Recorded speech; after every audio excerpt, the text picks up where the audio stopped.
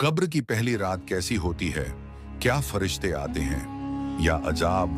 जानिए उस सफर की सच्चाई जो हर इंसान को तय करना है। आइए इसके बारे में बढ़ते हैं कि रसूलुल्लाह सल्लल्लाहु अलैहि वसल्लम का क्या इरशाद है। मोमिन की रूह का सफर। एक रिवायत का खुलासा यह है कि रसूल अल्लाह सल्लल्लाहु अलैहि वसल्लम ने फरमाया कि जब मोमिन दुनिया से इंतकाल करता है और आखिरत का सफर करने को होता है तो उसके पास फरिश्ते नुज़ूल फरमाते हैं। उनके चेहरे हसीन, जमील और सूरज की तरह चमकते हुए होते हैं। उनके पास जन्नती कफन और जन्नत की खुशबू होती है।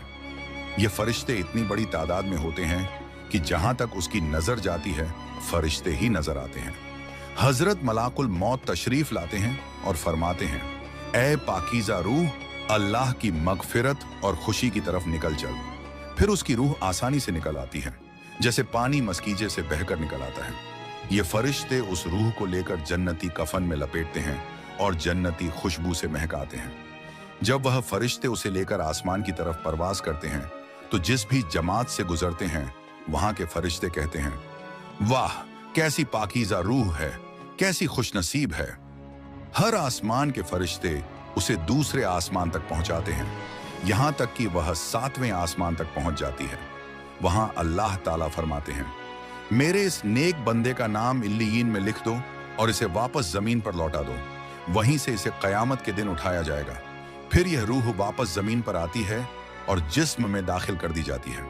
इसके बाद 2 फरिश्ते मुनकर और नकीर आते हैं और कब्र में उसे बिठाकर सवाल करते हैं, तेरा रब कौन है? तेरा दीन क्या है? मोहम्मद मुस्तफ़ा सल्लल्लाहु अलैहि वसल्लम कौन है? जब वह मोमिन इन सवालों का सही जवाब देता है तो फरिश्ते कहते हैं, बेशक तूने सही कहा। इसके बाद अल्लाह की तरफ से फरिश्तों को हुक्म होता है, मेरे इस नेक बंदे के लिए जन्नत का फर्श बिछा दो, इसे जन्नत का लिबास पहना दो, इसके लिए जन्नत का दरवाजा खोल दो। फिर जन्नत की खुशबू, ठंडी हवा और राहत उसकी कब्र में फैल जाती है। उसकी कब्र को बहुत वसी कर दिया जाता है। इसके बाद उसके नेक अमाल एक खूबसूरत शक्ल में आकर उससे मिलते हैं और कहते हैं, हम तेरा साथ देंगे, तुझे तन्हा नहीं छोड़ेंगे। काफिर की रूह का सफर दूसरी तरफ। एक काफिर जब दुनिया से जाता है तो उसके पास सियाह चेहरे वाले फरिश्ते आते हैं।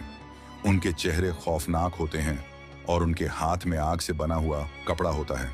फिर मलाकुल मौत उसके पास बैठकर फरमाते हैं, ए खबीस रूह, अल्लाह की नाराजगी और गजब की तरफ निकलकर चल।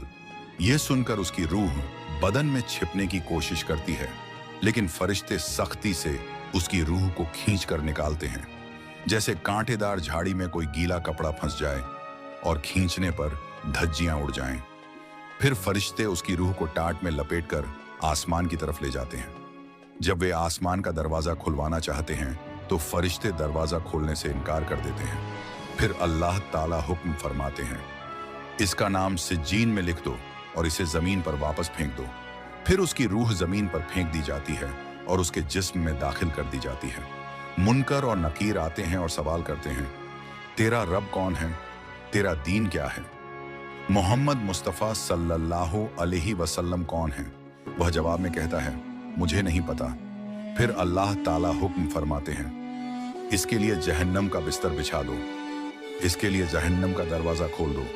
दरवाजा खुलते ही जहन्नम की आग की लपटें कब्र में फैल जाती हैं।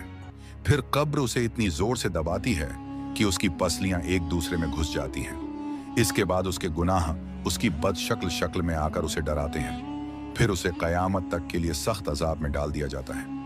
आखिरत की तैयारी करें। रसूल अल्लाह सल्लल्लाहु अलैहि वसल्लम ने फरमाया, कब्र या तो जन्नत के बागों में से एक बाग होती है या जहन्नम के गढ़ों में से एक गढ़।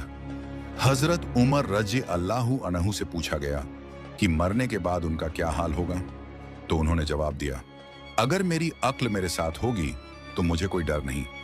दोस्तों, ये दुनिया धोखे का घर है। जो शख्स यहाँ सिर्फ दुनिया की लज्जतों में पड़ा रहा और आखिरत की तैयारी न की, वो बहुत बड़ा घाटा उठाएगा।